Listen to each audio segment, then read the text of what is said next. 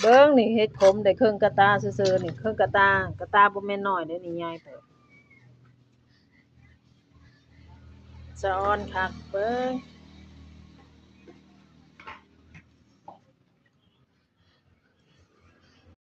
ปาดพี่น้องเฮ็ดขมเบิ่งสะออนเด้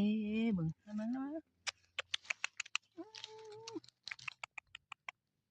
ดอกกำลังแสบดอกกำลังงามๆเลยแม่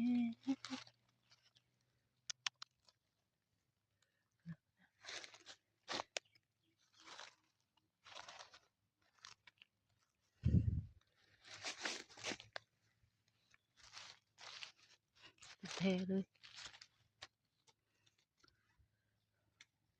ดอกใหญ่ก็มีดอกใหญ่ก็มีเบิ่งเบิ่งอันนี้เฮ็ดแล้วนี่ไปหามาเพิ่มอีกไปหาประมาณชั่วโมงนึงของมีด